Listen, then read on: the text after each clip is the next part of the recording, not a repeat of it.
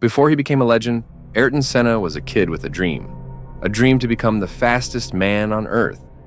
It all began on the go-kart tracks of São Paulo, where young Ayrton showcased talent far beyond his years. Even at this young age, it was clear that Senna was destined for greatness. An almost otherworldly determination drove him. Senna's obsession with speed was evident from an early age. It wasn't just a hobby, it was his passion, his calling. His parents recognized his fascination with racing, but little did they know, they were nurturing a future world champion. Ayrton's focus was unwavering, and every moment was spent in pursuit of his dream. For Senna, racing wasn't just about speed. It was about achieving something greater, something almost spiritual. He believed that through racing, he could reach a higher state of being, pushing the limits of both machine and human capability. It was never just about the podium, it was about the journey and the ultimate quest for perfection. After dominating the karting world, Senna moved to Europe, climbing the motorsport ranks with relentless determination. Formula Ford, Formula 3, each step brought him closer to the ultimate goal, Formula 1. Senna's time there was marked by an almost clinical precision. He was fearless, pushing the car to its absolute limits and showing an extraordinary ability to adapt to every track, every weather condition. Senna wasn't just a driver, he was a perfectionist. He worked tirelessly with his engineers to extract every last ounce of performance from the car, refusing to accept anything less than perfection. He studied every detail, every component of the car. His understanding of engineering was unmatched, allowing him to communicate effectively with his team to make the car exactly as he needed. His feedback was meticulous, and he pushed his team to think outside the box, to innovate and optimize every element. Monaco, 1984. The rain was relentless, the conditions brutal. For most drivers, it was a nightmare. For Ayrton Senna, it was an opportunity, a chance to show the world what he was truly capable of. Monaco was the track where legends were made, and despite being in a lesser car, Senna was determined to prove himself. He drove fearlessly, as if he were invincible, threading his car through the treacherous streets of Monaco with a grace that left everyone watching in awe. Senna's ability to push in the worst conditions, to find grip where no one else could, left spectators and experts in awe. That day, a star was born. It wasn't just about his speed, it was about his bravery, his willingness to risk it all, and his extraordinary connection with the car. Ayrton had a unique sense of where the limit was, and he danced on the edge, knowing exactly how far he could push without going over. He didn't win that day, but he had made his mark. The world had seen the raw talent of Ayrton Senna, a driver willing to push beyond the limit. He was relentless, and everyone knew that this young driver from Brazil was destined for greatness. It was only a matter of time before he would be standing on the top step of the podium.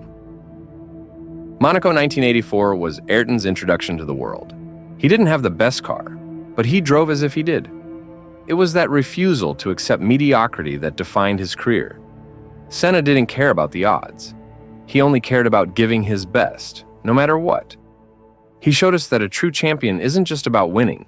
It's about the spirit with which you compete.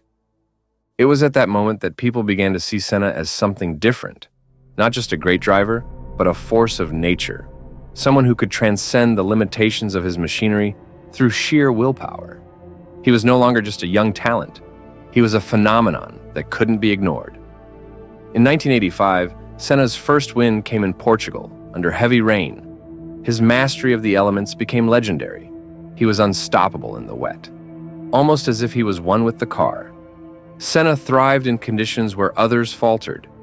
The rain was his ally, and he danced on the edge of control, pushing the limits of what the car could do. His performance that day was not just about victory. It was about establishing himself as a driver who could conquer any condition, a driver who was fearless.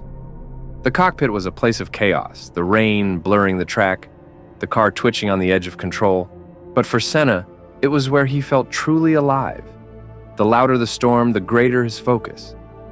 He saw opportunities where others saw obstacles, and it was this ability to remain calm under pressure that made him extraordinary. He found clarity in the chaos and while others struggled to stay on track, he thrived, finding speed in the most unlikely of places. But Ayrton was different. He had a natural instinct that couldn't be taught. He would push the car beyond what was thought was possible, and somehow he made it work. He made everyone push harder, be better, and inspired those around him with his drive and dedication. He wasn't just a driver, he was an innovator, constantly challenging everyone, both on and off the grid, to do more, to be more. Senna had an almost mystical connection to his car. He felt every vibration, every nuance, every change in grip. It was as if the car became an extension of his body, and he drove it not with his hands, but with his soul. He believed that the car was a living thing, and he treated it as such, always listening, always adapting. It was this profound connection that allowed him to extract performance that no one else could. Senna's career was filled with rivalries, but none more intense than with Alain Prost. Suzuka 1989, the clash between the two titans, became one of Formula One's most infamous moments. For Senna, this was about more than just winning a race. It was about proving a point, asserting his dominance. Senna refused to give up. Despite the crash, he restarted, fought on, and crossed the line first. But the politics of Formula One intervened and he was disqualified, a bitter reminder that talent alone wasn't always enough. The system could be just as challenging as the track. The rivalry between Senna and Prost was more than just a battle on the track. It was a clash of personalities, philosophies, and styles. Where Prost was calculating, Senna was instinctive. Where Prost played by the rules, Senna made his own. Eventually, their relationship manifested into a mutual respect, a shared concern about safety and appreciation for one another's approach. Away from the track, Ayrton was a different person.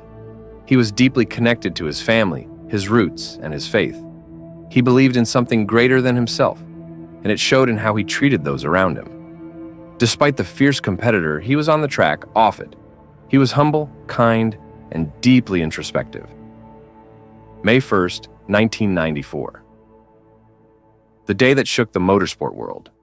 Ayrton Senna, leading the San Marino Grand Prix, crashed at high speed at Tamburello Corner. It was a moment that froze time.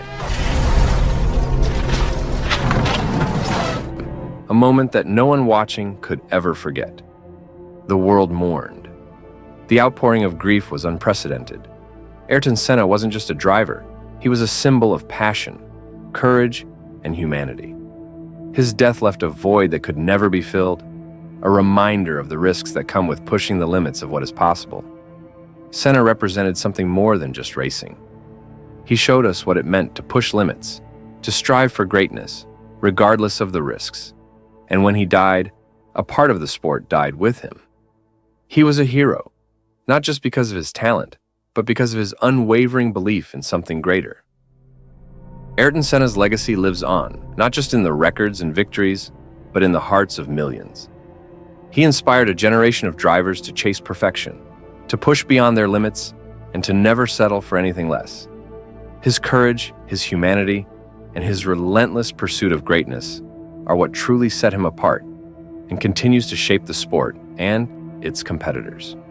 His memory is etched into the very fabric of motorsport, reminding us all that true greatness comes not just from winning, but from the courage to chase your dreams, no matter the cost. Join us next time as we dive into the thrilling and often tragic tales of motorsport legends, exploring the stories that defined an era and the drivers who dared to dream.